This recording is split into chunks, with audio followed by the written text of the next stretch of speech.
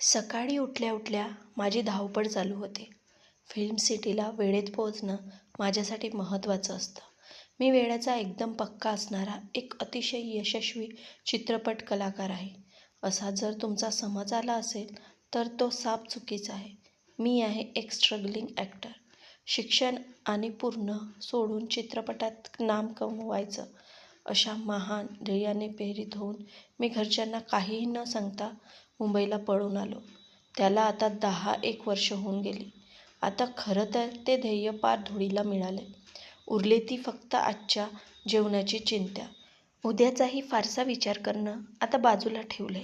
अर्थात अचानक कुठल्यातरी मोठ्या चित्रपटात महत्त्वाची भूमिका मिळेल आणि एका रात्रीत स्टार झालेला अनेकासारखं माझंही जीवन बदलून जाईल, ही आशा अजूनही मनाच्या एका नव्हे अनेक कोपऱ्यात आपली जागा धरून आहे. हे मला मान्य करावंच लागेल.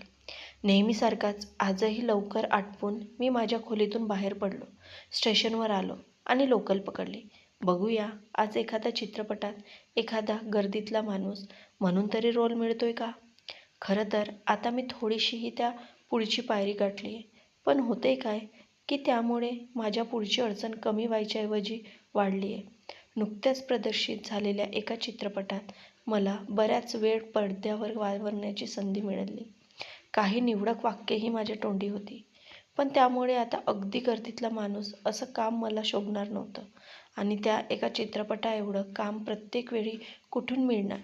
तासभराच्या त्या लोकल प्रवासात आजूबाजूच्या एखाद्या प्रवासाचं वर्तमानपत्र घेऊन वाचणं हे माझं रोजचंच काम होतं. रोजचाच प्रवास असल्यानं अनेक प्रवासी तसे चेहऱ्याने ओळखीचेच होते. माझ्या जवळच्या एका प्रवाशाला रोजची माझी सवय माहीत असल्यानं स्वतःहूनच त्याचं वाचून झालेलं वर्तमानपत्रच एक पान माझ्या हातात दिलं. त्याच्याकडे हसून पाहत मी हातात आलेलं ते पान सरट करून वाचायला सुरुवात केली. माझी नजर थेट एका बातमीकडे गेली. खरं तर त्या बातमीसोबत असलेल्या छायाचित्रामुळे माझी त्या बातमीकडे नजर गेली होती. ते छायाचित्र होतं बऱ्यापैकी प्रसिद्ध असलेल्या खलनायक राजीव खन्नाचे आणि बातमी होती हिंदी चित्रपटसृष्टीतील प्रसिद्ध खलनायक श्री राजीव खन्ना यांची हत्या. आदल्या दिवशीच ती हत्या झाल्याने बातमी तशी थोडक्यातच होती. पण मला बसलेला धक्का फार मोठा होता. मी मगाशी ज्या चित्रपटाच्या भूमिकेबद्दल बोलत होतो त्यात मुख्य खलनायकाची भूमिका बजावणारे राजीव खन्नाच होते. शूटिंगच्या वेळी एकमेकाशी वैयक्तिक ओळख नसतानाही कलाकारांचा कायम एकमेकाशी संवाद होतो, बोलणं होतं. त्यामुळे त्यांच्यातलं टायमिंग जुळून येत असतं. मी चित्रपटसृष्टीत नवका स्ट्रगलर असलो तरी चित्रपटाच्या शूटिंगच्या दरम्यान खन्नाजी व माझ्या बऱ्याच वेळा गप्पा झाल्या होत्या. त्यामुळे साहजिकच मला त्या बातमीने खूप वाईट वाटलं. पण स्टुडिओत पोचलो आणि तेथील संबंधित लोकांना भेटणं, कामासाठी विनंत्या करणं इत्यादी कामात हा विचार थोडासा बाजूला पडला. इतर माझ्यासारख्याच रिकामटेकड्या कलाकाराशी रिकाम्या वेळात झालेल्या गप्पामध्ये राजीव खन्नाजींचा जो विषय झाला तो तेवढाच. दुसरा दिवस उजाडला. माझ्यासाठी नवीन असं काहीच नव्हतं. पुन्हा लोकलचा प्रवास चालू झाला. पुन्हा शेजारच्यानं वर्तमानपत्र माझ्या हातात ठेवलं आणि नेहमीप्रमाणे मी त्यावरून नजर टाकायला सुरुवात केली. हातातलं समोरचं पान वाचून झालं आणि मी पान उलटलं. कालच्यासारखीच एक धक्कादायक बातमी माझ्यासमोर उभी राहिली. चित्रपट अभिनेते श्री देबोशिष ठाकूर यांची हत्या. आज मात्र माझ्या छातीत एकदम कळ येऊन गेली. हा माझ्यासाठी 2 दिवसात बसलेला दुसरा धक्का होता. माझ्या डोळ्यासमोर अंधारी येईल एवढा मोठा धक्का होता. का? अहो, ज्या एका चित्रपटात मला आतापर्यंतच्या माझ्या आयुष्यातील सर्वात मोठा रोल मिळाला होता, त्या चित्रपटात माझ्याबरोबर काम केलेल्या राजीव खन्नाबरोबर देबोशिष ठाकूर हेही होते. अचानक माझ्या डोक्यात एक भयानक कल्पना येऊन गेली. काल राजीव खन्नाची हत्या, आज देबोशिष ठाकूर यांची हत्या. काय चाललंय हे? हा योगायोग आहे की आणखी काही? मला हे प्रश्न पडायचं कारण आता मला तुम्हाला सांगायलाच लागेल. मी मगापासून माझ्या ज्या चित्रपटाविषयी सांगत आहे, या चित्रपटात मुख्य 3 अभिनेते खलनायकाचे काम करीत होते. त्यातील एक होते राजीव खन्ना, दुसरे होते देबोशिष ठाकूर आणि तिसरा होता महेश पाटील. आणि हा महेश पाटील म्हणजे दुसरा तिसरा कोणी नसून स्वतः मी. या चित्रपटात खन्नाजी आणि ठाकूरजी हे 2 श्रीमंत मित्र दाखवले होते. यातील खन्ना यांच्या घरात काम करणाऱ्या नोकराची माझी भूमिका होती आणि आम्ही तिघे मिळून एका गरीब मुलीवर अत्याचार करतो, तिचा खूनही करतो आणि पुढे चाललेल्या खटल्यात आमची तिघांची त्या दोघांच्या पैशाच्या जोरावर साक्षीदार फितूर करून पुरावे नष्ट करून निर्दोष मुक्तता होते असे त्या खटल्यात दाखवले होते. आम्हा तिघांना शिक्षा होते वगैरे शेवट या चित्रपटात न दाखवता दिग्दर्शकाने आमचा काय निर्णय करावा हे प्रेक्षकावर सोपवल्यासारखे केले होते. या 2 दिवसात वाचलेल्या 2 बातम्या वाचून मला बसलेला धक्का हा यामुळेच होता. माझ्या डोक्यात आलेला विचार मला घाबरवून गेला. नक्कीच हा चित्रपट अशा एखाद्या मनोरुग्णानं पाहिला होता, जो चित्रपटात आम्ही त्या मुलीवर केलेल्या अत्याचारानं व पुढे आमची निर्दोष सुटका झाल्याने आमच्या तिघावर प्रचंड चिडलेला असावा. आपण पाहत असलेला चित्रपट हा चित्रपट होता. त्यातील खलनायक खरेच दुष्ट प्रवृत्तीचे नाहीत असा विचार करण्याची त्याच्या बुद्धीची क्षमता नसावी. त्यानं सलग 2 दिवसात या दोघांची हत्या केली होती. म्हणजे आता नंबर माझा. मला दरदरून घाम फुटला. माझं अंग थरथरायला लागलं. माझी परिस्थिती आजूबाजूच्या काही मंडळीच्या लक्षात आली. त्यांनी मला पाणी देण्याचा प्रयत्न केला, पण मला आता माझ्या आजूबाजूच्या प्रत्येकजणच संशयित वाटू लागला होता.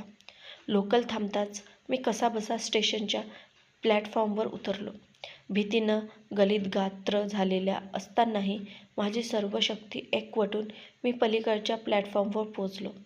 आलेली पहिली लोकल पकडली आणि माझ्या खोलीवर परतलो. खोलीच्या 2ही कड्या लावून बिछाण्यावर झोकून दिलं. तरी माझ्या छातीची धडधड मलाच ऐकू येत होती, पण पळून राहणंही शक्य होईना. जीव वरवर यायला लागला होता.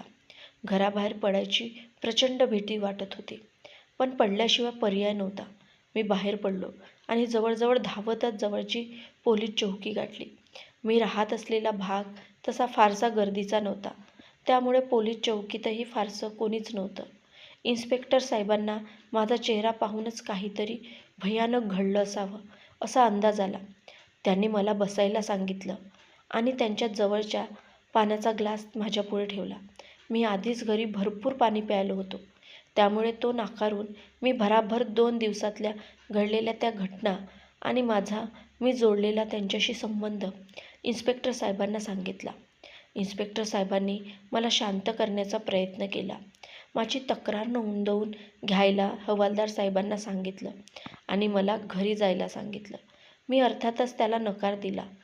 मला तिथेच बसू देण्याची मी विनंती केली किंवा मला पोलीस संरक्षण देण्याची विनंती केली, पण मी कोणीही मोठा माणूस नव्हतो, त्यामुळे मला तशी काही स्पेशल ट्रीटमेंट लगेच देणे त्यांना शक्य नव्हते.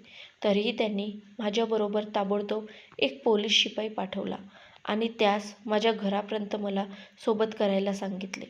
मी उद्या सकाळपर्यंत माझ्याच खोलीत दरवाजा भक्कमपणे बंद करून राहावे व दुसऱ्या दिवशी आपण याबाबत नक्की काहीतरी ठामपणे करू असं आश्वासनही त्यांनी दिलं. मी त्या पोलिसांबरोबर माझ्या घरापर्यंत आलो खरा, पण तो पोलीस सोबत असल्याने माझी भीती आणखीनच वाढली.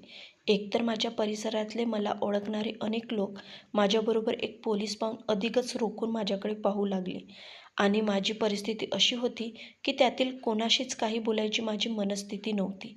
मला अगदी घराच्या आत सोडून तो हवालदार निघून गेला. या साऱ्या गोष्टी झाल्यावरही माझी भीती किंचितही कमी झाली नव्हती, किंबहुना ती वाढलीच होती. सलग 2 दिवसात त्या दोघांच्या हत्या झाल्या म्हणजे आज नक्कीच माझा नंबर होता.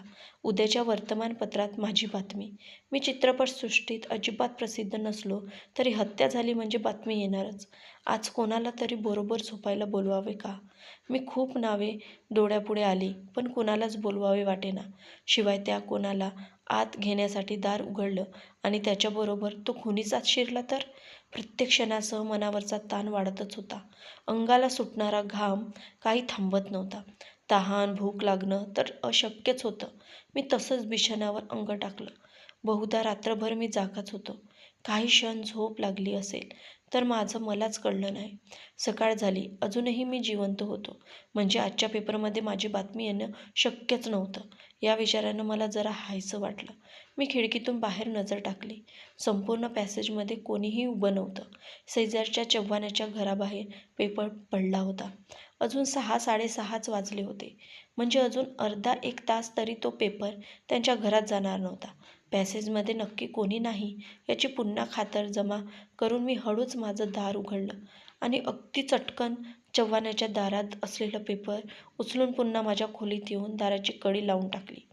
मी अधाशासारखा त्या पेपरमधल्या बातम्यावरून नजर टाकू लागलो. मला अपेक्षित बातमी मला काही क्षणातच दिसली. चित्रपट अभिनेते राजीव खन्ना व देबोशिश ठाकूर यांची खंडणीसाठी हत्या झाल्याचा पोलिसांचा दावा. चित्रपट अभिनेते राजीव खन्ना व देबोशिश ठाकूर यांच्या हत्येचा पोलिसांनी युद्धपातळीवर तपास करून मिळालेल्या पुराव्यावरून नामचीन गुंड पक्क्या याने ही हत्या केली असावी, असा अंदाज बांधला आहे. पक्क्या फरार असून पोलीस त्याचा शोध घेत आहेत. खन्ना व ठाकूर यांचा अभिनयाव्यतिरिक्त भागीदारीमध्ये कन्स्ट्रक्शनचा व्यवसाय असून पक्क्यानं त्यांच्याकडे खंडणी मागितली होती. ती देण्यास नकार दिल्यामुळे या दोघांची हत्या करण्यात आली असावी, असा पोलिसांचा अंदाज आहे. गेल्या जवळजवळ 20-22 तास माझ्या मनावर असलेला सारा ताण, माझ्या छातीचे सतत जोरदार पडणारे ठोके, हे सारं ही बातमी वाचत असतानाच अगदी वेगानं सामान्य स्थितीत आलं. मला खूपच बरं वाटू लागलं. उत्साहाच्या भरात मी दार उघडून पेपर उघडलेल्या स्थितीतच चव्हाणाच्या दारासमोर टाकून घराबाहेर पडलो. मला लगेचच ही बातमी इन्स्पेक्टर साहेबांना द्यायची होती. मला त्यांनी तसं फारच सहकार्य केलं होतं. काल त्यांचे आभार मानण्याचीही माझी मनस्थिती नव्हती. आज मात्र मला त्यांचे आभार मानायचेच होते. मी आमच्या चाळीच्या बाहेर पडलो. शेजारच्या गल्लीच्या शेवटी पोलीस चौकी होती. त्या गल्लीत मी शिरलो. समोरच्या बाजूने एक माणूस माझ्या दिशेने येत होता. माझं त्याच्याकडे फारसं लक्षही नव्हतं. पण मी त्याच्या शेजारून पुढे जाणार एवढ्यात त्याच्या मागे लपलेल्या हातातील चाकू मला दिसला. मी घाबरून काही प्रतिक्रिया देणार तेवढ्यात त्यानं तो तीक्ष्ण आणि धारदार चाकू माझ्या पोटात खुपसला, बाहेर काढून पुन्हा खुपसला आणि विक्षिप्तपणे हसत तो तिथून पळून गेला. वेदनेने प्रचंड कळवळत मी खाली कोसळलो. माझा मृत्यू मला समोर दिसत होता. पण हे सारं काय झालं आणि का झालं हेच मला कळत नव्हतं. पोलीस तर म्हणत आहेत की त्या दोघांचा खून खंडणीसाठी झाला आहे, की माझाच अंदाज खरा होता. मित्रांनो, तुम्हाला कथा कशी वाटली हे कमेंट्सद्वारे नक्की कळवावे. व चॅनलवर नवीन आले असाल तर आपल्या विना व्हॉईस मराठी स्टोरी या चॅनलला सबस्क्राईब करायला विसरू नका. आपण संपूर्ण कथा शेवटपर्यंत ऐकल्यामुळे आपले मनापासून धन्यवाद.